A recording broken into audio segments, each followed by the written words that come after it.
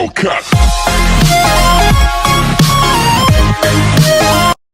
नमस्ते साथीहरु, welcome back to my channel Bisan tech. आज म एउटा नयाँ भिडियो लिएर फेरि पनि उपस्थित भइसकेको छु तपाईहरु सामु। आजको भिडियो चाहिँ आजको यस भिडियो मार्फतबाट चाहिँ म तपाईहरुलाई जीमेलमा रहेको फोन नम्बर कसरी चेन्ज गर्न सकिन्छ भन्ने कुरा देखाउँछु हैन।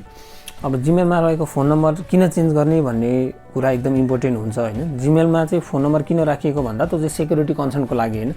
सेक्युरिटी कन्सर्न भन्ने बित्तिकै अब तपाईको अब हामी धेरै कन्फिडेन्शियल फाइलहरु जीमेल मार्फतबाट आदान प्रदान गर्छौं हैन।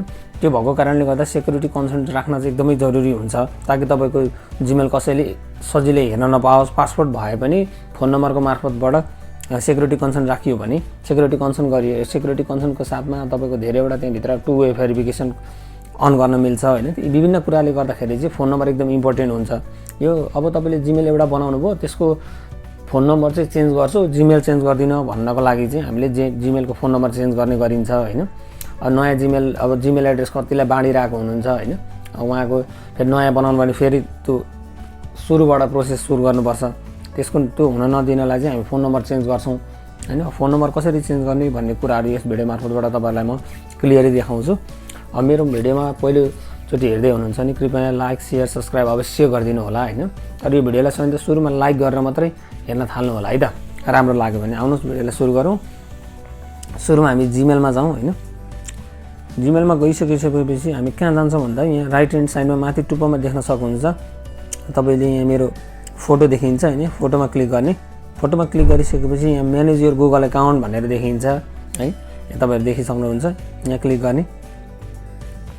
यहाँ क्लिक गरिसकेपछि त यो माथिको जुन यो माथि होम पर्सनल इन्फो छ यो गर्दै यता तपाईको यता साइड लाँदै हैन। यो सेक्युरिटी भनेर देखिन्छ। यहाँ सेक्युरिटीमा क्लिक गर्ने।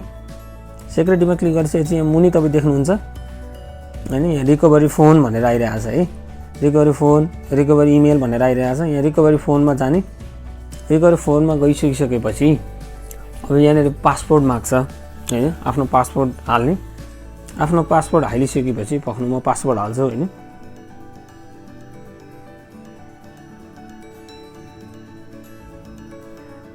यहाँ पासवर्ड हालिसकेपछि हामी नेक्स्ट गर्छौं। नेक्स्ट गरिसकेपछि यहाँ देख्न सक्नुहुन्छ अब हामीले यहाँबाट फेरबदल गर्न सक्छौं।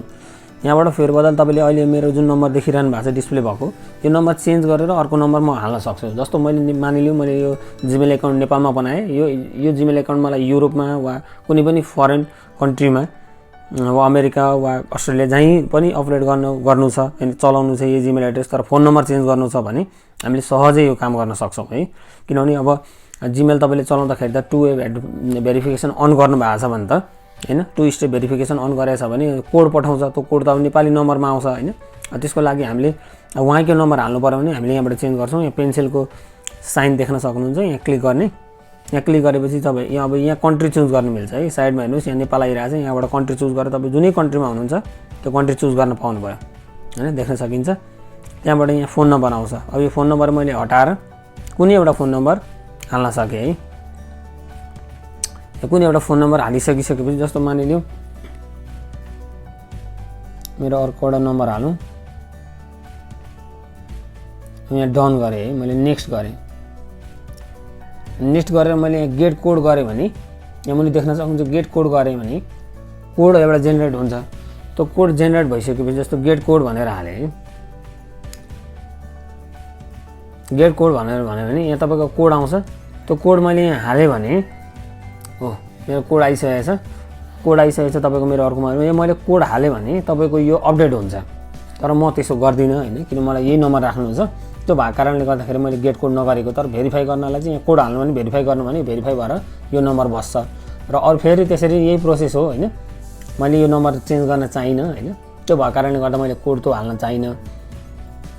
तपाईले यही प्रोसेस अपनाएर यो काम गर्न सकिन्छ हैन। एकदम सजिलो छ हैन। तपाईहरुलाई भिडियो आजको कस्तो लाग्यो, राम्रो लाग्यो भने प्रतिक्रिया कमेन्ट बक्समा अवश्य दिनु होला हैन।